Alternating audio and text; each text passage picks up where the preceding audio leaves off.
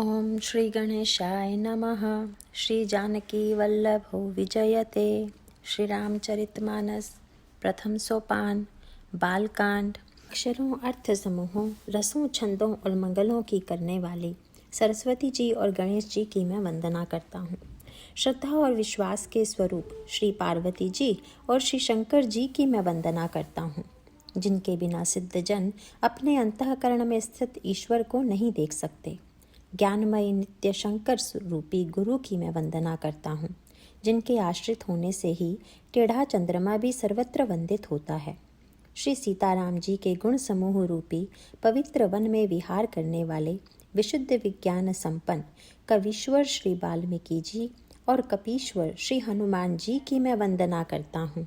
स्थिति, पालन और संहार करने वाली, कलेशों की हरने वाली तथा संपूर्ण कल्याणों की करने वाली श्री रामचंद्र जी की प्रियतमा श्री सीता जी को मैं नमस्कार करता हूँ, जिनकी माया के वशीभूत संपूर्ण विश्व ब्रह्मादि देवता और असुर हैं, जिनकी सत्ता से रस्सी में सर्प के भ्रम की भांति यह सारा दृश्य जगत सत्य ही प्रतीत होता है, और जिनके केवल चरण ही भवसागर से तरने की इच्छा वालों के लिए एकमात्र नौका हैं। उन समस्त कारणों से परे, सब कारणों के कारण और सबसे श्रेष्ठ राम कहाने वाले भगवान हरि की मैं वंदना करता हूँ। अनेक पुराण, वेद और शास्त्र से सम्मत तथा जो रामायण में वर्णित है और कुछ अन्यत्र से भी उपलब्ध श्री रघुनाथ जी की कथा को तुलसीदास अपने अंतःकरण के सुख के लिए अत्यंत मनोहर भाषा रचना में विस्तृत करता है, जिन्हें स्मरण करने से सब कार्य सिद्ध होते हैं। जो गणों के स्वामी और सुंदर हाथी के मुख वाले हैं, वे ही बुद्धि के राशि और शुभ गुणों के धाम श्री गणेश जी मुझ पर कृपा करें। जिनकी कृपा से गूंगा बहुत सुंदर बोलने वाला हो जाता है और लंगड़ा लूला दुर्गम पहाड़ पर चढ़ जाता है, वे कलयुग के सब पापों को जला डालने वाले दयालु भगवान मुझ पर द्रवित हों, दया करें। जो नील कमल के समान श्याम वर्ण हैं, पूर्ण खिले हुए लाल कमल के समान जिनके नेत्र हैं, और जो सदा क्षीर सागर में शयन करते हैं, वे भगवान नारायण मेरे हृदय में निवास करें। जिनका कंदू के पुष्प और चंद्रमा के समान गौर शरीर है, जो पार्वती जी के प्रियतम और दया के धाम हैं, और जिनका दोनों पर स्नेह है, वे कामदेव का मर्दन करने वाले शंकर जी मुझ पर कृपा करें। मैं उन गुरु महाराज के चरण कमल की वंदना करता हूँ, जो कृपा के समुद्र और नर रूप में श्रीहरि ही हैं, और जिनके वचन महामोह रूपी घने अंधकार के नाश करने के लिए सूर्य किरणों के समूह हैं। मैं गुरु महाराज के चरण कमलों की रज की वंदना करता हूँ, जो सुरुचि, सुगंध और अनुराग रूपी रस से पूर्ण है। वह अमर मूल का सुंदर चूर्ण है, जो संपूर्ण भव रोगों के परिवार को नाश करने वाला है। वह रज सुकृति रूपी शिव जी के शरीर पर सुशोभित निर्मल विभूति है और सुंदर कल्याण और आनंद की जननी है। भक्त के मन रूप सुंदर दर्पण के मैल को दूर करने वाली और तिलक करने से गुणों के समूह को वश में करने वाली है। श्री गुरु महाराज के चरण नखों की ज्योति मणियों के प्रकाश के समान है, जिनके स्मरण करते ही हृदय में दिव्य दृष्टि उत्पन्न हो जाती है। वह प्रकाश अज्ञान रूपी अंधकार का नाश करने वाला है। वह जिसके हृदय में आ जाता है, उसके बड़े भाग्य हैं। उसके हृदय में आते ही हृदय के निर्मल नेत्र खुल जाते हैं और संसार रूपी रात्रि के दोष दुख मिट जाते हैं, एवं श्री राम चरित्र रूपी मणि और माणिक्य गुप्त और प्रकट जहाँ जो जिस खान में हैं, सब दिखाई पड़ने लगते हैं। जैसे सिद्धांजन को नेत्रों में लगाकर साधक सिद्ध और सुजान पर्वतों, वनों और पृथ्वी के अंदर कौतुक से ही बहुत सी खाने देखते हैं, श्री गुरु महाराज के चरणों की रज कोमल और सुंदर नयामृत अंजन है, जो नेत्रों के दोषों का नाश करने वाला है। उस अंजन से विवेक रूपी नेत्रों को निर्मल करके मैं संसार रूपी बंधन से छुड़ाने वाले श्री रामचरित्र का वर्णन करता हूँ। पहले पृथ्वी के देवता ब्राह्मणों के चरणों की वंदना करता हूँ, जो अज्ञान से उत्पन्न सब संदेहों को हरने वाले हैं। फिर सब गुणों की खान संत समाज को प्रेम सहित सुंदर वाणी से प्रणाम करता हूँ। संतों का चरित्र कपास के चरित्र के समान शुभ है, जिसका फल नीरस, विशद और गुणमय होता है। कपास की डोरी नीरस होती है। संत चरित्र में भी विषयासक्ति नहीं है, इससे वह भी नीरस है। कपास उज्ज्वल होता है। संत का हृदय भी अज्ञान और पाप रूपी अंधकार से रहित होता है, इसीलिए वह विशद है। और कपास में गुण होते हैं। इसी प्रकार संत का चरित्र भी सद्गुणों का भंडार होता है, इसीलिए वह गुणमय है। जैसे कपास का धागा सुई के किए हुए छेद को अपना तन देकर ढक देता है, अथवा कपास जैसे लोड़े जाने, काते जाने और बुने जाने का कष्ट सहकर भी वस्त्र के रूप में परिणत होकर दूसरों के गोपनीय स्थानों को ढकता है, उसी प्रकार संत स्वयं दुख सहकर दूसरों के छिद्रों, दोषों को ढकता है, जिसके कारण उसे जगत में वंदनीय यश प्राप्त किया है। संतों का समाज आनंद और कल्याणमय है, जो जगत में चलता फिरता तीर्थराज प्रयाग है। जहाँ उस संत समाज रूपी प्रयागराज में राम भक्ति रूपी गंगा जी की धारा है और ब्रह्म विचार का प्रचार सरस्वती जी हैं। विधि और निषेध, यह करो और यह न करो रूपी कर्मों की कथा कलयुग के पापों को हरने वाली सूर्य तनया यमुना जी हैं, और भगवान विष्णु और शंकर जी की कथाएं त्रिवेणी रूप से सुशोभित हैं, जो सुनते ही सब आनंद और कल्याणों को देने वाली हैं। उस संत समाज रूपी प्रयाग में अपने धर्म में जो अटल विश्वास है, वह अक्षयवट है, और शुभाकर्म ही उस तीर्थराज का समाज है।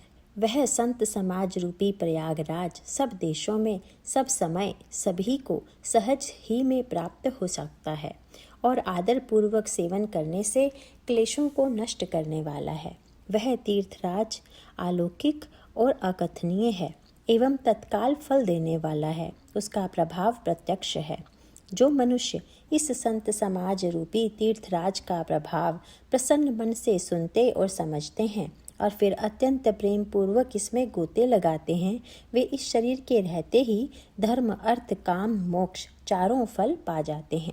इस तीर्थराज में स्नान का फल तत्काल ऐसा देखने में आता है कि कोए कोवल बन जाते हैं और बगुले हंस। यह सुनकर कोई आश्चर्य न करे, क्योंकि सत्संग की महिमा छिपी नहीं है। वाल्मीकि जी, नारद जी और अगस्त्य जी ने अपने अपने मुखों से अपनी होनी जीवन का वृत्तांत कही है। जल में रहने वाले, जमीन पर चलने वाले और आकाश में विचरने वाले नाना प्रकार के जड़ चेतन जितने जीव इस जगत में हैं, उनमें से जिसने जिस समय, जहाँ कहीं भी, जिस किसी यत्न से बुद्धि, कीर्ति, सद्गति, विभूति और भलाई पाई है, सो सब सत्संग का ही प्रभाव समझना चाहिए। वेदों में और लोकों में इनकी प्राप्ति का दूसरा कोई उपाय नहीं है। सत्संग के बिना विवेक नहीं होता, और श्री राम जी की कृपा के बिना वह सत्संग सहज में मिलता नहीं। सत्संगति आनंद और कल्याण की जड़ है। सत्संग की सिद्धि ही फल है, और सब साधन तो फूल हैं। दुष्ट भी सत्संगति पाकर सुधर जाते हैं। जैसे पारस के स्पर्श से लोहा सुहावना हो जाता है, सुंदर सोना बन जाता है, किंतु दैव योग से यदि कभी सज्जन कुसंगति में पड़ जाते हैं, तो वे वहाँ भी सांप की मणि के समान अपने गुणों का ही अनुसरण करते हैं। अर्थात जिस प्रकार सांप का संसर्ग पाकर भी मणि उसके विष को ग्रहण नहीं करती तथा अपने सहज गुण प्रकाश को नहीं छोड़ती, उसी प्रकार साधु पुरुष दुष्टों की संग में रहकर भी दूसरों को प्रकाश ही देते हैं। दुष्टों का उन पर कोई प्रभाव नहीं पड़ता।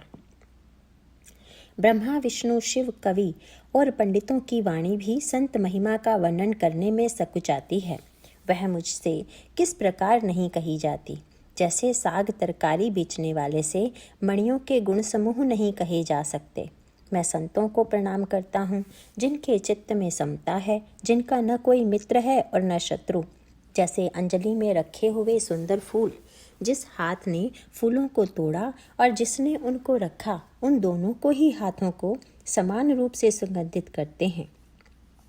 वैसे ही संत शत्रु और मित्र दोनों का ही समान रूप से कल्याण करते हैं। संत सरल हृदय और जगत के हितकारी होते हैं। उनके ऐसे स्वभाव और स्नेह को जानकर मैं विनय करता हूँ। मेरी इस बाल विनय को सुनकर कृपा करके श्री राम जी के चरणों में मुझे प्रीति दें। अब मैं सच्चे भाव से दुष्टों को प्रणाम करता हूँ, जो बिना ही प्रयोजन अपना हित करने वाले के प्रति भी प्रतिकूल आचरण करते हैं।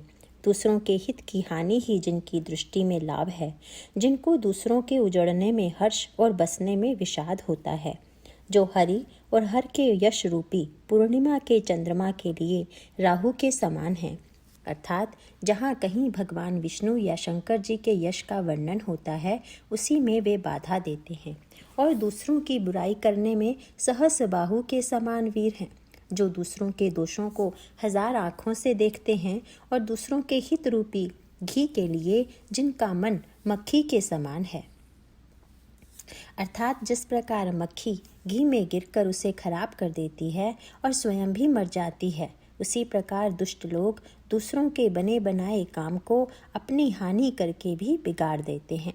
जो तेज दूसरों को जलाने वाले ताप में, अग्नि और क्रोध में यमराज के समान है, पाप और अवगुण रूपी धन में कुबेर के समान धनी हैं, जिनकी बढ़ती सभी के हित का नाश करने के लिए केतु के समान है, और जिनके कुंभकर्ण की तरह सोते रहने में ही भलाई है। जैसे ओले खेती का नाश करके आप भी गल जाते हैं, वैसे ही वे दूसरों का काम बिगाड़ने के लिए अपना शरीर तक छोड़ देते हैं। मैं दुष्टों को 1000 मुख वाले शेष जी के समान समझकर प्रणाम करता हूँ, जो पराये दोषों का 1000 मुखों से बड़े रोष के साथ वर्णन करते हैं। पुनः उनको राजा पृथु, जिन्होंने भगवान का यश सुनने के लिए 10,000 कान मांगे थे, के समान जानकर प्रणाम करता हूँ, जो 10,000 कानों से दूसरों के पापों को सुनते हैं, फिर भी इंद्र के समान मानकर उनकी विनय करता हूँ, जिनको सुरा नीकी और हितकारी मालूम देती है। इंद्र के लिए भी सुरानीक अर्थात देवताओं की सेना हितकारी है, जिनको कठोर वचन रूपी वज्र सदा प्यारा लगता है, और जो 1000 आँखों से दूसरों के दोषों को देखते हैं। दुष्टों की यह रीति है कि वे उदासीन शत्रु अथवा मित्र किसी का भी हित सुनकर जलते हैं। यह जानकर दोनों हाथ जोड़कर यह जन प्रेम पूर्वक उनसे विनय करता है। मैंने अपनी ओर से विनती की है, परंतु वे अपनी ओर से कभी नहीं चूकेंगे। कौवों को बड़े प्रेम से पालिए, परंतु वे क्या कभी मांस के त्यागी हो सकते हैं। अब मैं संत और असंत दोनों के चरणों की वंदना करता हूँ, क्योंकि दोनों ही दुख देने वाले हैं, परंतु उनमें कुछ अंतर कहा गया है। वह अंतर यह है कि एक संत तो बिछुड़ते समय प्राण हर लेते हैं, और दूसरे असंत मिलते हैं तब दारुण दुख देते हैं। अर्थात संतों का बिछुड़ना मरने के समान दुखदायी होता है, और असंतों का मिलना। दोनों संत और असंत जगत में एक साथ पैदा होते हैं, पर कमल और जोंक की तरह उनके गुण अलग अलग होते हैं। कमल दर्शन और स्पर्श से सुख देता है, किंतु जोंक शरीर का स्पर्श पाते ही रक्त चूसने लगती है। साधु अमृत के समान और असाधु मदिरा के समान है। दोनों को उत्पन्न करने वाला जगत रूपी अगाध समुद्र एक ही है। शास्त्रों में समुद्र मंथन से अमृत और मदिरा दोनों की उत्पत्ति बताई गई है। भले और बुरे अपनी अपनी करनी के अनुसार सुंदर यश और अपयश की संपत्ति पाते हैं। अमृत चंद्रमा, गंगा जी और साधु एवं विष, अग्नि कलयुग के पापों की नदी अर्थात कर्मनाशा और हिंसा करने वाला व्याध, इनके गुण अवगुण सब कोई जानते हैं, किंतु जिसे जो भाता है उसे वही अच्छा लगता है। भला भलाई ही ग्रहण करता है और नीच नीचता को ही ग्रहण किए रहता है। अमृत की सराहना अमर करने में होती है और विष की मारने में। दुष्टों के पापों और अवगुणों की और साधुओं के गुणों की कथाएं दोनों ही अपार और अथाह समुद्र हैं। इसी से कुछ गुण और दोषों का वर्णन किया गया है, क्योंकि बिना पहचाने उनका ग्रहण या त्याग नहीं हो सकता। भले बुरे सभी ब्रह्मा जी के पैदा किए हुए हैं, पर गुण और दोषों को विचार कर वेदों ने उनको अलग अलग कर दिया है। वेद, इतिहास और पुराण कहते हैं कि ब्रह्मा जी यह सृष्टि गुण अवगुणों से सनी हुई है। दुख सुख, पाप पुण्य, दिन रात, साधु असाधु, सुजाति कुजाति, दानव देवता, ऊंच नीच, अमृत विष, सुजीवन मृत्यु, माया ब्रह्म, जीव ईश्वर, संपत्ति दरिद्रता, रंक राजा, काशी मगध, गंगा कर्मनाशा, मारवाड़ मालवा, ब्राह्मण कसाई, स्वर्ग नरक, अनुराग वैराग्य। वेद शास्त्रों ने उनके गुण दोषों का विभाग कर दिया है। विधाता ने इस जड़ चेतन विश्व को गुण दोषमय रचा है, किंतु संत रूपी हंस दोष रूपी जल को छोड़कर गुण रूपी दूध को ही ग्रहण करते हैं। विधाता जब इस प्रकार का विवेक देते हैं, तब दोषों को छोड़कर मन गुणों में अनुरक्त होता है। काल स्वभाव और कर्म की प्रबलता से भले लोग भी माया के वश में होकर कभी कभी भलाई से चूक जाते हैं। भगवान के भक्त जैसे उस चूक को सुधार लेते हैं और गुण दोषों को मिटाकर निर्मल यश देते हैं, वैसे ही दुष्ट भी कभी कभी उत्तम संग पाकर भलाई करते हैं, परंतु उनका कभी भंग न होने वाला मलिन स्वभाव नहीं मिटता। जो ठग हैं उन्हें भी अच्छा वेश बनाए देखकर वेश के प्रताप से जगत पूजता है, परंतु एक न एक दिन वे चौड़े आ ही जाते हैं। अंत तक उनका कपट नहीं निपटा, जैसे कालनेमी रावण और राहु का हाल हुआ। बुरा वेश बना लेने पर भी साधु का सम्मान ही होता है, जैसे जगत में जाम्बवान और हनुमान जी का हुआ। बुरे संग से हानि और अच्छे संग से लाभ होता है, यह बात लोक और वेद में है और सभी लोग इसको जानते हैं। पवन के संग से धूल आकाश पर चढ़ जाती है और वही नीचे की ओर बहने वाले जल के संग से कीचड़ में मिल जाती है। साधु के घर के तोता मैना राम राम सुमिरते हैं और असाधु के घर के तोता मैना गिन गिन कर गालियां देते हैं। कुसंग के कारण धुआं कालिक कहलाता है, वही धुआं सुंदर स्याही होकर पुराण लिखने के काम में आता है, और वही धुआं जल अग्नि और पवन के संग से बादल होकर जगत को जीवन देने वाला बन जाता है। ग्रह, औषधि, जल, वायु और वस्त्र, ये सब भी कुसंग और सुसंग पाकर संसार में बुरे और भले पदार्थ हो जाते हैं। चतुर एवं विचारशील पुरुष ही इस बात को जान पाते हैं। महीने के दोनों पखवाड़ों में उजियाला और अंधेरा समान ही रहता है, परंतु विधाता ने इनके नाम में भेद कर दिया है। एक का नाम शुक्ल और दूसरे का नाम कृष्ण रख दिया। एक को चंद्रमा का बढ़ाने वाला और दूसरे को उसका घटाने वाला समझकर जगत ने एक को सुयश और दूसरे को अपयश दे दिया।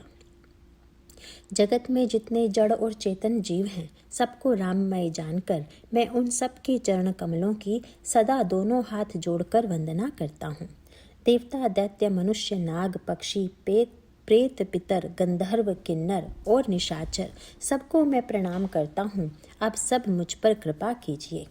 84 लाख योनियों में 4 प्रकार के स्वेदज, अंडज, उद्भिज, जरायुज जीव जल, पृथ्वी और आकाश में रहते हैं।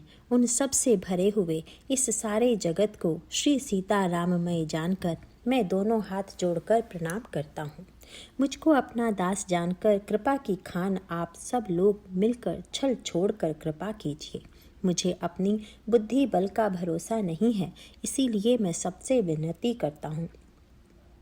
मैं श्री रघुनाथ जी के गुणों का वर्णन करना चाहता हूँ, परंतु मेरी बुद्धि छोटी है और श्री राम जी का चरित्र अथाह है।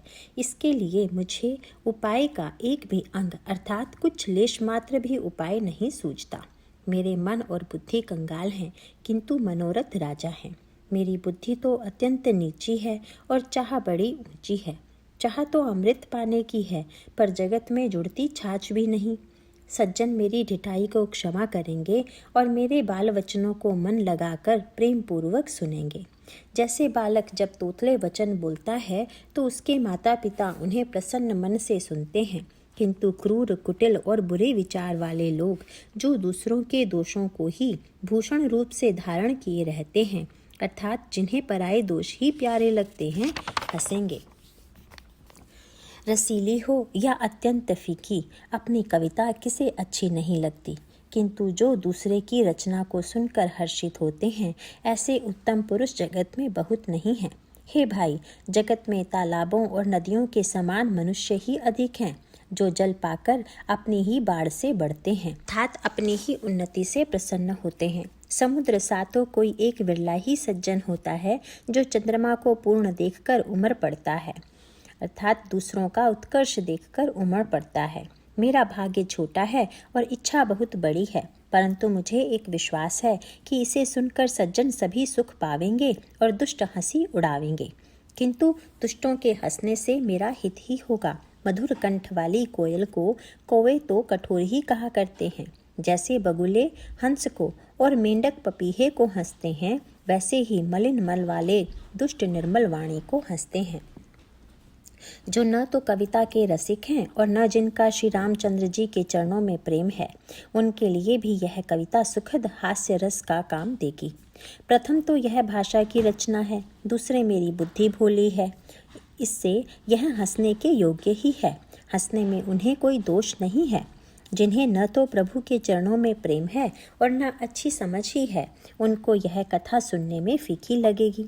जिनकी श्री हरि और श्री हर के चरणों में प्रीति है और जिनकी बुद्धि कुतर्क करने वाली नहीं है, जो श्री हरि हर में भेद की या ऊंच नीच की कल्पना नहीं करते, उन्हें श्री रघुनाथ जी की यह कथा मीठी लगेगी। सज्जन गण इस कथा को अपने जीव में श्री राम जी की भक्ति से भूषित जानकर सुंदर वाणी से सराहना करते हुए सुनेंगे। मैं न तो कवि हूँ न वाक्य रचना में ही कुशल हूँ, मैं तो सब कलाओं में तथा सब विद्याओं से रहित हूँ। नाना प्रकार के अक्षर, अर्थ और अलंकार, अनेक प्रकार की छंद रचना, भावों और रसों के अपार भेद और कविता के भांति भांति के गुण दोष होते हैं। इनमें से काव्य संबंधी एक भी बात का ज्ञान मुझ में नहीं है। यह मैं कोरे कागज पर लिखकर शपथ पूर्वक सत्य सत्य कहता हूँ। मेरी रचना सब गुणों से रहित है, इसमें बस जगत प्रसिद्ध एक गुण है। उसे विचार कर अच्छी बुद्धि वाले पुरुष जिनके निर्मल ज्ञान है, इसको सुनेंगे। इसमें श्री रघुनाथ जी का उदार नाम है, जो अत्यंत पवित्र है, वेद पुराणों का सार है, कल्याण का भवन है और अमंगलों को हरने वाला है, जिसे पार्वती जी सहित भगवान शिव जी सदा जपा करते हैं। जो अच्छे कवि के द्वारा रची हुई बड़ी अनूठी कविता है, वह भी राम नाम के बिना शोभा नहीं पाती। जैसे चंद्रमा के समान मुख वाली सुंदर स्त्री सब प्रकार से सुसज्जित होने पर भी वस्त्र के बिना शोभा नहीं देती, इसके विपरीत कुकवि की रची हुई सब गुणों से रहित कविता को भी राम नाम के एवं यश से अंकित जानकर बुद्धिमान लोग आदर पूर्वक कहते और सुनते हैं, क्योंकि संत जन भौरे की भांति गुण ही को ग्रहण करने वाले होते हैं। यद्यपि मेरी इस रचना में कविता का एक भी रस नहीं है, तथापि श्री राम जी का प्रताप प्रकट है। मेरे मन में यही एक भरोसा है, भले संग से भला किसने बड़प्पन नहीं पाया। धुआं भी अगर के संग से सुगंधित होकर अपने स्वाभाविक कड़वेपन को छोड़ देता है। मेरी कविता अवश्य भद्दी है, परंतु इसमें जगत का कल्याण करने वाली राम कथा रूपी उत्तम वस्तु का वर्णन किया गया है। इससे यह भी अच्छी ही समझी जाएगी। तुलसीदास जी कहते हैं कि श्री रघुनाथ जी की कथा कल्याण करने वाली और कलयुग के पापों को हरने वाली है। मेरी इस भद्दी कविता रूपी नदी की चाल पवित्र जल वाली नदी गंगा जी की चाल की भांति टेढ़ी है। प्रभु श्री रघुनाथ जी के सुंदर यश के संग से यह कविता सुंदर और सज्जनों के मन को भाने वाली हो जाएगी। शमशान की अपवित्र राख भी श्री महादेव जी के अंग से संग से सुहावनी लगती है और स्मरण करते ही पवित्र करने वाली होती है। श्री राम जी के यश के संग से मेरी कविता सभी को अत्यंत प्रिय लगेगी, जैसे मलय पर्वत के संग से काष्ठ मात्र चंदन बनकर वंदनीय हो जाता है। फिर क्या कोई काठ का विचार करता है? श्यामा गौ काली होने पर भी उसका दूध उज्जवल और बहुत गुणकारी होता है, यही समझकर सब लोग उसे पीते हैं। इसी तरह गंवारू भाषा में होने पर भी श्री सीताराम जी के यश को बुद्धिमान लोग बड़े चाव से गाते और सुनते हैं। मणि माणिक और मोती की जैसी सुंदर छवि है, वह सांप पवित्र और हाथी के मस्तक पर वैसी शोभा नहीं पाती। राजा के मुकुट और नवयुवती स्त्री के शरीर को पाकर ही ये सब अधिक शोभा को प्राप्त होते हैं। इसी तरह बुद्धिमान लोग कहते हैं कि सुकवि की कविता भी उत्पन्न और कहीं होती है और शोभा अन्यत्र ही पाती है। कवि के स्मरण करते ही उसकी भक्ति के कारण सरस्वती जी ब्रह्मलोक को छोड़कर दौड़ी आती हैं। सरस्वती जी की दौड़ी आने की यह थकावट रामचरित रूपी सरोवर में उन्हें नहलाए बिना दूसरे करोड़ों उपायों से भी दूर नहीं होती। कवि और पंडित अपने हृदय में ऐसा विचार कर कलयुग के पापों को हरने वाले श्री हरि के यश का ही गान करते हैं। संसारी मनुष्यों का गुणगान करने से सरस्वती जी सिर धुनकर पछताने लगती हैं। बुद्धिमान लोग हृदय को समुद्र, बुद्धि को सांप और सरस्वती जी को स्वाति नक्षत्र सीप, बुद्धि को सीप और सरस्वती जी को स्वाति नक्षत्र के समान कहते हैं। इसमें यदि श्रेष्ठ विचार रूपी जल बरसता है तो मुक्तामणि के समान सुंदर कविता होती है। उन कविता रूपी मुक्त मणियों को युक्ति से बेध कर फिर रामचरित्र रूपी सुंदर तागे में पिरोकर सज्जन लोग अपने निर्मल हृदय में धारण करते हैं, जिससे अत्यंत अनुराग रूपी शोभा होती है। वे अत्यंतिक प्रेम को प्राप्त होते हैं। जो कराल कलयुग में जन्मे हैं, जिनकी करनी कोय के समान है और वेश हंस का सा है, जो वेद मार्ग को छोड़कर कुमार्ग पर चलते हैं और कपट की मूर्ति और कलयुग के पाप के भौंडे हैं, श्री राम जी के भक्त कहलाकर लोगों को ठगते हैं और जो धन, लोभ, क्रोध और काम के गुलाम हैं और जो धींगा धींगी करने वाले धर्म ध्वज की और कपट के धंधों का बोझ ढोने वाले हैं, संसार के ऐसे लोगों में सबसे पहले मेरी गिनती है। यदि मैं अपने सब अवगुणों को कहने लगूं तो कथा बहुत बढ़ जाएगी और मैं पार नहीं पाऊंगा। इससे मैंने बहुत कम अवगुणों का वर्णन किया है। बुद्धिमान लोग थोड़े ही में समझ लेंगे। मेरी अनेकों प्रकार की विनती को समझकर कोई भी इस कथा को सुनकर दोष नहीं देगा। इतने पर भी जो शंका करेंगे वे तो मुझसे भी अधिक मूर्ख और बुद्धि के कंगाल हैं। मैं न तो कवि हूँ न चतुर कहलाता हूँ। अपनी बुद्धि के अनुसार श्री राम जी के गुण गाता हूँ। कहाँ तो श्री रघुनाथ जी के अपार चरित्र, कहाँ संसार में आसक्त मेरी बुद्धि। जिस हवा से सुमेरु जैसे पहाड़ उड़ जाते हैं, कहिए तो उसके सामने रुई किस गिनती में आती है। श्री राम जी की असीम प्रभुता को समझकर कथा रचने में मेरा मन बहुत हिचकता है। सरस्वती जी, शेष जी, शिव जी, ब्रह्मा जी, शास्त्र, वेद और पुराण, ये सब नेति नेति कहकर सदा जिनका गुणगान किया करते हैं। यद्यपि प्रभु श्री रामचंद्र जी की प्रभुता को सब ऐसे ही जानते हैं, तथापि कहे बिना कोई नहीं रहा। इसमें वेद ने ऐसा कारण बताया है कि भजन का प्रभाव बहुत तरह से कहा गया है। अर्थात भगवान की महिमा का पूरा वर्णन तो कोई कर नहीं सकता, परंतु जिससे जितना बन पड़े उतना भगवान का गुणगान करना चाहिए, क्योंकि भगवान के गुणगान रूपी भजन का प्रभाव बहुत ही अनोखा है। उसका नाना प्रकार से शास्त्रों में वर्णन है। थोड़ा सा भी भगवान का भजन मनुष्य को सहज ही भवसागर से तार देता है। जो परमेश्वर एक है, जिनके कोई इच्छा नहीं है, जिनका कोई रूप और नाम नहीं है, जो अजन्मा सच्चिदानंद और परम धाम है और जो सब में व्यापक एवं विश्व रूप हैं, उन्हीं भगवान ने दिव्य शरीर धारण करके नाना प्रकार की लीला की है। वह लीला केवल भक्तों के हित के लिए ही है, क्योंकि भगवान परम कृपालु हैं और शरणागत के बड़े प्रेमी हैं, जिनकी भक्तों पर बड़ी ममता और कृपा है। जिन्होंने एक बार जिस पर कृपा कर दी उस पर फिर कभी क्रोध नहीं किया। वे प्रभु श्री रघुनाथ जी गई हुई वस्तु को फिर प्राप्त कराने वाले, गरीब निवाज, सरल स्वभाव, सर्वशक्तिमान और सबके स्वामी हैं। यही समझकर बुद्धिमान लोग उन श्री हरि का यश वर्णन करके अपनी वाणी को पवित्र और उत्तम फल देने वाली बनाते हैं। उसी बल से महिमा का यथार्थ वर्णन नहीं, परंतु महान फल देने वाला भजन समझकर भगवत कृपा के बल पर ही मैं श्री रामचंद्र जी के चरणों में सिर नवाकर श्री रघुनाथ जी के गुणों की कथा कहूँगा। इसी विचार से मुनियों ने पहले हरि की कीर्ति गाई है। भाई, उसी मार्ग पर चलना मेरे लिए सुगम होगा। जो अत्यंत बड़ी श्रेष्ठ नदियां हैं, यदि राजा उन पर पुल बंधा देता है तो अत्यंत छोटी चींटियां भी उन पर चढ़कर बिना ही परिश्रम के पार चली जाती हैं। इसी प्रकार मुनियों के वर्णन के सहारे मैं भी श्री रामचरित्र का वर्णन सहज ही कर सकूंगा। इस प्रकार मन को बल दिखलाकर मैं श्री रघुनाथ जी की सुहावनी कथा की रचना करूंगा।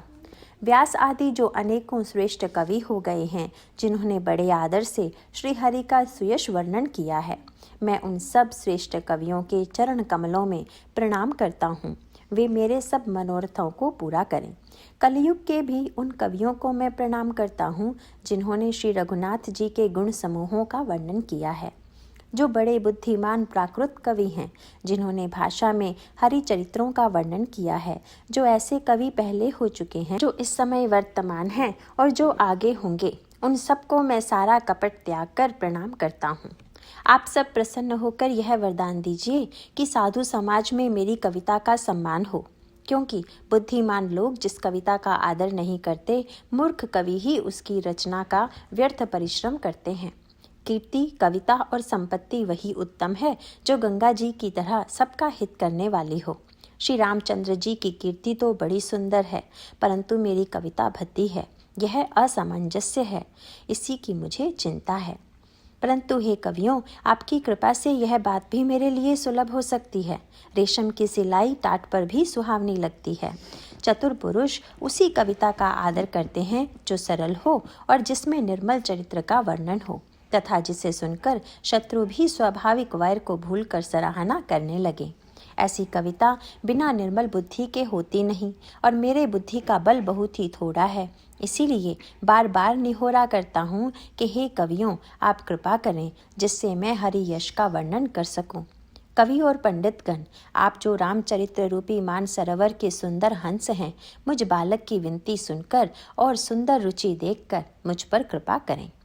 मैं उन वाल्मीकि मुनि के चरण कमलों की वंदना करता हूँ जिन्होंने रामायण की रचना की है, जो खर सहित होने पर भी खर से विपरीत बड़ी कोमल और सुंदर हैं, और जो दूषण सहित होने पर भी दूषण अर्थात दोष से रहित हैं।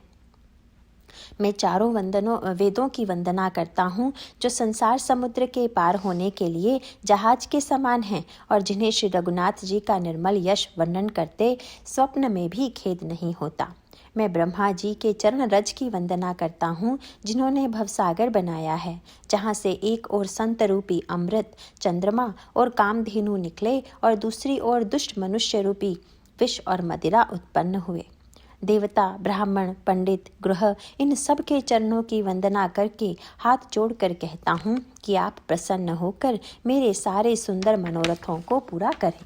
फिर मैं सरस्वती जी और देव नदी गंगा जी की वंदना करता हूँ। दोनों पवित्र और मनोहर चरित्र वाली हैं। एक गंगा जी स्नान करने और जल पीने से पापों को हरती हैं, और दूसरी सरस्वती जी गुण और यश कहने और सुनने से अज्ञान का नाश कर देती हैं। श्री महेश और पार्वती को मैं प्रणाम करता हूँ, जो मेरे गुरु और माता पिता हैं, जो दीन बंधु और नित्य दान करने वाले हैं, जो सीतापति श्री रामचंद्र जी के सेवक, स्वामी और सखा हैं, तथा मुझ तुलसीदास का सब प्रकार से कपट रहित हित करने वाले हैं। जिन शिव पार्वती ने कलयुग को देखकर जगत के हित के लिए शाबर मंत्र समूह की रचना की, जिन मंत्रों के अक्षर बेमेल हैं, जिनका न कोई ठीक अर्थ होता है और न जप ही होता है, तथापि श्री शिवजी के प्रताप से जिनका प्रभाव प्रत्यक्ष है, वे उमापति शिवजी मुझ पर प्रसन्न होकर इस कथा को आनंद और मंगल की मूल बनाएंगे। इस प्रकार पार्वती जी और शिवजी दोनों का स्मरण करके और उनका प्रसाद पाकर मैं चाव भरे चित्त से श्री रामचरित्र का वर्णन करता हूँ। मेरी कविता श्री शिव जी की कृपा से ऐसी सुशोभित होगी जैसे तारों गणों सहित चंद्रमा के साथ रात्रि शोभित होती है। जो इस कथा को प्रेम सहित एवं सावधानी के साथ समझ बूझ कर कहे सुनेंगे, वे कलयुग के पापों से रहित और सुंदर कल्याण के भागी होकर श्री रामचंद्र जी के चरणों के प्रेमी बन जाएंगे। यदि मुझ पर श्री शिवजी और पार्वती जी की स्वप्न में भी सचमुच प्रसन्नता हो, तो मैंने इस भाषा कविता का जो प्रभाव कहा है वह सब सच हो। मैं अति पवित्र श्री अयोध्यापुरी और कलयुग के पापों का नाश करने वाली श्री सरयू नदी की वंदना करता हूँ। फिर अवधपुरी के उन नर नारियों को प्रणाम करता हूँ जिन पर प्रभु श्री रामचंद्र जी की ममता थोड़ी नहीं है, अर्थात बहुत है। उन्होंने अपनी पुरी में रहने वाले सीता जी की निंदा करने वाले धोबी और उसके समर्थक पुर नर नारियों के पाप समूह को नाश कर उनको शोक रहित बनाकर अपने लोक धाम में बसा दिया। मैं कौसल्या रूपी पूर्व दिशा की वंदना करता हूँ, जिसकी कीर्ति समस्त संसार में फैल रही है। जहाँ कौसल्या रूपी पूर्व दिशा से विश्व को सुख देने वाले और दुष्ट रूपी कमलों के लिए पाले के समान श्री रामचंद्र रूपी सुंदर चंद्रमा प्रकट हुए, सब रानियों सहित राजा दशरथ को पुण्य और सुंदर कल्याण की मूर्ति मानकर मैं मन, वचन और कर्म से प्रणाम करता हूँ। अपने पुत्र का सेवक जानकर वे मुझ पर कृपा करें, जिनको रचकर ब्रह्मा जी ने भी बढ़ाई पाई तथा जो श्री राम जी के माता और पिता होने के कारण महिमा की सीमा है। मैं अवध के राजा दशरथ जी की वंदना करता हूँ, जिनका श्री राम जी के चरणों में सच्चा प्रेम था, जिन्होंने दीन दयालु प्रभु के बिछुड़ते ही अपने प्यारे शरीर को मामूली तिनके की तरह त्याग दिया। मैं परिवार सहित राजा जनक जी को प्रणाम करता हूँ, जिनका श्री राम जी के चरणों में गूढ़ प्रेम था, जिनको उन्होंने योग और भोग में छिपा रखा था, परंतु श्री रामचंद्र जी को देखते ही वह प्रकट हो गया। भाइयों, सबसे पहले मैं श्री भरत जी के चरणों को प्रणाम करता हूँ, जिनका नियम और व्रत वर्णन नहीं किया जा सकता तथा जिनका मन श्री राम जी के चरण कमलों में भौरे की तरह लुभाया हुआ है, कभी उनका पास नहीं छोड़ता। मैं श्री लक्ष्मण जी के चरण कमलों को प्रणाम करता हूँ, जो शीतल, सुंदर और भक्तों को सुख देने वाले हैं। श्री रघुनाथ जी की कीर्ति रूपी विमल पताका में जिनका यश दंड के समान हुआ, जो 1000 सिर वाले और जगत के कारण शेष जी हैं, जिन्होंने पृथ्वी का भय दूर करने के लिए अवतार लिया, वे गुणों की खानी कृपा सिंधु सुमित्रा नंदन श्री लक्ष्मण जी मुझ पर सदा प्रसन्न रहें। मैं शत्रुघ्न जी के चरण कमलों को प्रणाम करता हूँ, जो बड़े वीर, सुशील और श्री भरत जी के पीछे चलने वाले हैं। मैं महावीर श्री हनुमान जी की विनती करता हूँ, जिनके यश का श्री रामचंद्र जी ने स्वयं अपने श्रीमुख से वर्णन किया है। मैं पवन कुमार श्री हनुमान जी को प्रणाम करता हूँ, जो दुष्ट रूपी वन को भस्म करने के लिए अग्नि रूप हैं, जो ज्ञान की घन मूर्ति हैं और जिनके हृदय रूपी भवन में धनुष बाण धारण किए श्री राम जी निवास करते हैं। वानरों के राजा सुग्रीव जी, रीछों के राजा जाम्बवान जी, राक्षसों के राजा विभीषण जी और अंगद जी आदि जितना वानरों का समाज है, सबके सुंदर चरणों की मैं वंदना करता हूँ, जिन्होंने अधम, पशु और राक्षस आदि शरीर में भी श्री रामचंद्र जी को प्राप्त कर लिया। पशु, पक्षी, देवता, मनुष्य, असुर समेत जितने श्री राम जी के चरणों के उपासक हैं, मैं उन सब के चरण कमलों की वंदना करता हूँ, जो श्री राम जी के निष्काम सेवक हैं। शुकदेव जी, सनकादि, नारद मुनि आदि जितने भक्त और परम ज्ञानी श्रेष्ठ मुनि हैं, मैं धरती पर सिर टेक कर उन सबको प्रणाम करता हूँ। हे मुनीश्वरों, आप सब मुझको अपना दास जानकर कृपा कीजिए। राजा जनक की पुत्री, जगत की माता और करुणा निधान श्री रामचंद्र जी की प्रियतमा श्री जानकी जी के दोनों चरण कमलों को मैं मनाता हूँ, जिनकी कृपा से निर्मल बुद्धि पाऊँ। फिर मैं मन, वचन और कर्म से कमल नयन, धनुष बाणधारी, भक्तों की विपत्ति का नाश करने और उन्हें सुख देने वाले भगवान श्री रघुनाथ जी के सर्वसमर्थ चरण कमलों की वंदना करता हूँ, जो वाणी और उसके अर्थ तथा जल और जल की लहर के समान कहने में अलग अलग हैं, परंतु वास्तव में अभिन्न हैं। उन श्री सीताराम जी के चरणों की मैं वंदना करता हूँ, जिन्हें दीन दुखी बहुत ही प्रिय हैं। मैं श्री रघुनाथ जी के नाम राम की वंदना करता हूँ, जो कृशानु, भानु और हिमकर का हेतु अर्थात र, आ और म रूप से बीज है। वह राम नाम ब्रह्मा, विष्णु और शिव रूप है। वह वेदों का प्रमाण है, वह वेदों का प्राण है, निर्गुण, उपमा रहित और गुणों का भंडार है, जो महामंत्र है, जिसे महेश्वर श्री शिव जी जपते हैं और उनके द्वारा जिसका उपदेश काशी में मुक्ति का कारण है, तथा जिसकी महिमा को गणेश जी जानते हैं, जो इस राम नाम के प्रभाव से ही सबसे पहले पूजे जाते हैं। आदि कवि श्री वाल्मीकि जी राम नाम के प्रताप को जानते हैं, जो उल्टा नाम मरा मरा जपकर पवित्र हो गए। श्री शिव जी के इस वचन को सुनकर कि एक राम नाम सहस्र नाम के समान है, पार्वती जी सदा अपने पति श्री शिव जी के साथ राम नाम का जप करती रहती हैं। नाम के प्रति पार्वती जी के हृदय की ऐसी प्रीति देखकर श्री शिवजी हर्षित हो गए और उन्होंने स्त्रियों में भूषण रूप पार्वती जी को अपना भूषण बना लिया। नाम के प्रभाव को श्री शिवजी भली भांति जानते हैं, जिस प्रभाव के कारण कालकूट जहर ने उनको अमृत का फल दिया। श्री रघुनाथ जी की भक्ति वर्षा ऋतु है। तुलसीदास जी कहते हैं कि उत्तम सेवक गण धान हैं और राम नाम के 2 सुंदर अक्षर सावन भादों के महीने हैं।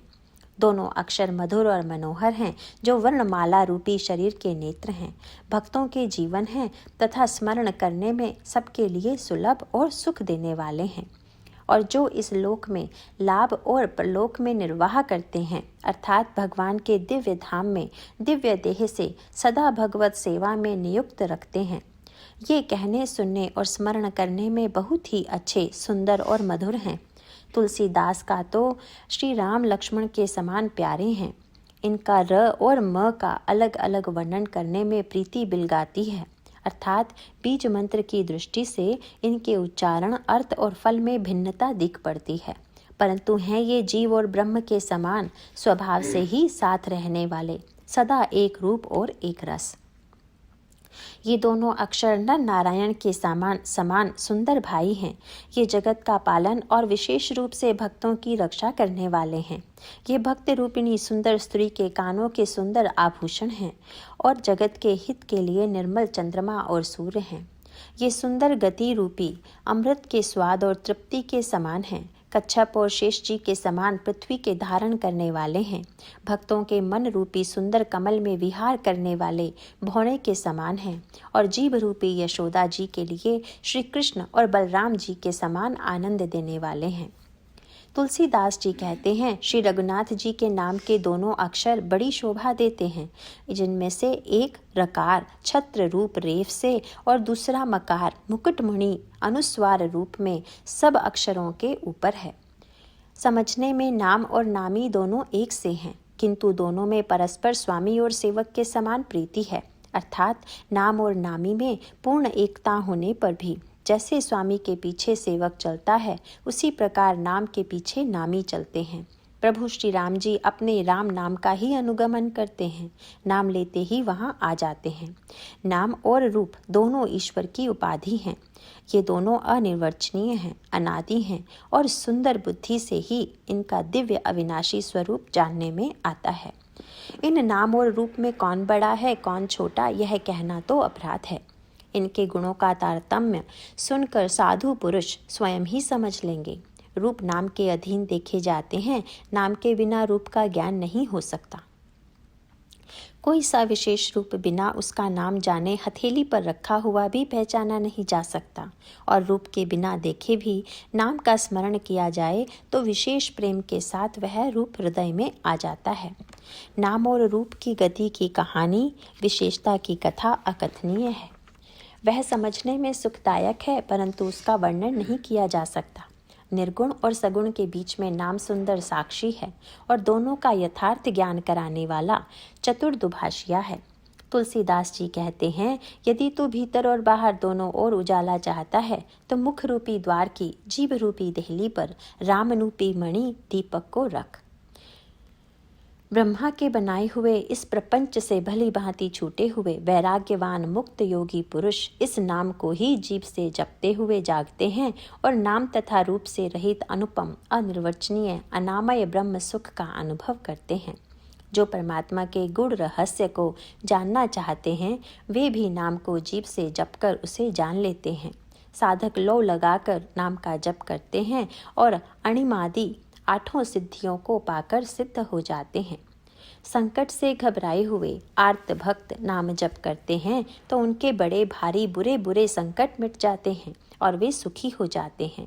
जगत में 4 प्रकार के अर्थार्थी, धनादि की चाह से भजने वाले, आर्त संकट की निवृत्ति के लिए भजने वाले, जिज्ञासु भगवान को जानने की इच्छा से भजने वाले, और ज्ञानी भगवान को तत्व से जानकर स्वाभाविक ही प्रेम से भजने वाले राम भक्त हैं। और चारों ही पुण्यात्मा, पाप रहित और उदार हैं।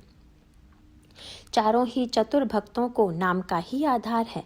इनमें ज्ञानी भक्त प्रभु को विशेष रूप से प्रिय है। यूँ तो चारों युगों में और चारों ही वेदों में नाम का प्रभाव है, किंतु कलयुग में विशेष रूप से है। इसमें तो नाम को छोड़कर दूसरा कोई उपाय ही नहीं है।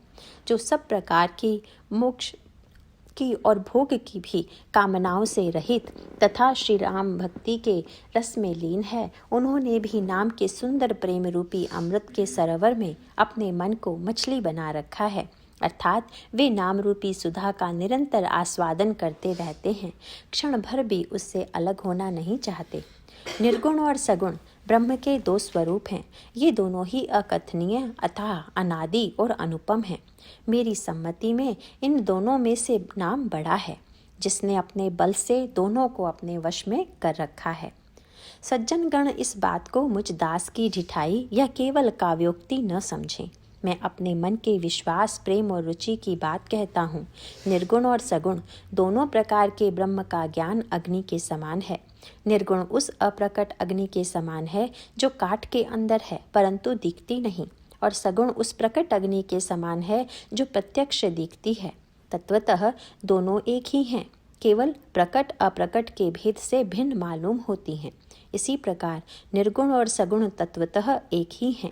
इतना होने पर भी दोनों ही जानने में बड़े कठिन हैं, परंतु नाम से दोनों सुगम हो जाते हैं। इसी से मैंने नाम को निर्गुण ब्रह्म से और सगुण राम से बड़ा कहा है। ब्रह्म व्यापक है, एक है, अविनाशी है, सत्ता, चैतन्य और आनंद की घनराशि है। ऐसे विकार रहित प्रभु के हृदय में रहते भी जगत के सब जीव दीन और दुखी हैं। नाम का निरूपण करके नाम के यथार्थ स्वरूप, महिमा, रहस्य और प्रभाव को जानकर नाम का जतन करने से, श्रद्धापूर्वक नाम जप रूपी साधन करने से वही ब्रह्म ऐसे प्रकट हो जाता है जैसे रत्न के जानने से उसका मूल्य। इस प्रकार निर्गुण से नाम का प्रभाव अत्यंत बड़ा है। अब अपने विचार के अनुसार कहता हूँ कि नाम सगुण राम से भी बड़ा है। श्री रामचंद्र जी ने भक्तों के हित के लिए मनुष्य शरीर धारण करके स्वयं कष्ट सहकर साधुओं को सुखी किया, परंतु भक्तगण प्रेम के साथ नाम का जप करते हुए सहज ही में आनंद और कल्याण के घर हो जाते हैं। श्री राम जी ने एक तपस्वी की स्त्री को ही तारा, परंतु नाम ने करोड़ों दुष्टों की बिगड़ी बुद्धि को सुधार दिया। श्री राम जी ने ऋषि विश्वामित्र के हित के लिए एक सुकेतु यक्ष की कन्या ताड़का की सेना और पुत्र सुबाहु सहित समाप्ति की, परंतु नाम अपने भक्तों के दोष, गुण, दोष, दुख और दुराशाओं का इस तरह नाश कर देता है जैसे सूर्य रात्रि का। श्री राम जी ने तो स्वयं शिवजी के धनुष को तोड़ा, परंतु नाम का प्रताप ही संसार के सब भयों को नाश करने वाला है। प्रभु श्री राम जी ने भयानक दंडक वन को सुहावना बनाया, परंतु नाम ने असंख्य मनुष्यों के मनों को पवित्र कर दिया। श्री रघुनाथ जी ने राक्षसों के समूह को मारा, परंतु नाम तो कलयुग के सारे पापों की जड़ उखाड़ने वाला है। श्री रघुनाथ जी ने तो शबरी, जटायु आदि उत्तम सेवकों को ही मुक्ति दी, परंतु नाम ने अगिनत दुष्टों का उद्धार किया। नाम के गुणों की कथा वेदों में प्रसिद्ध है। श्री राम जी ने सुग्रीव और विभीषण दोनों को ही अपनी शरण में रखा, यह सब कोई जानते हैं, परंतु नाम ने अनेक गरीबों पर कृपा की है। नाम का यह सुंदर विरध लोक और वेद में विशेष रूप से प्रकाशित है। श्री राम जी ने तो भालू और बंदरों की सेना बटोरी और समुद्र पर पुल बांधने के लिए थोड़ा परिश्रम नहीं किया, परंतु नाम लेते ही संसार समुद्र सूख जाता है। सज्जनगण, मन में विचार कीजिए कि दोनों में कौन बड़ा है। श्री रामचंद्र जी ने कुटुंब सहित रावण को युद्ध में मारा, तब सीता सहित उन्होंने अपने नगर अयोध्या में प्रवेश किया। राम राजा हुए, अवध उनकी राजधानी हुई। देवता और मुनि सुंदर वाणी से जिनके गुण गाते हैं, परंतु सेवक भक्त प्रेम पूर्वक नाम के स्मरण मात्र से बिना परिश्रम मोह की प्रबल सेना को जीतकर प्रेम में मग्न हुए अपने ही सुख में विचरते हैं। नाम के प्रसाद से उन्हें सपने में भी कोई चिंता नहीं सताती। इस प्रकार नाम निर्गुण ब्रह्म और सगुण राम दोनों से बड़ा है। यह वरदान देने वालों को भी वर देने वाला है। श्री शिवजी ने अपने हृदय में यह जानकर ही 100 करोड़ रामचरित्र में से इस राम नाम को सार रूप से चुनकर ग्रहण किया है। मास पारायण पहला विश्राम।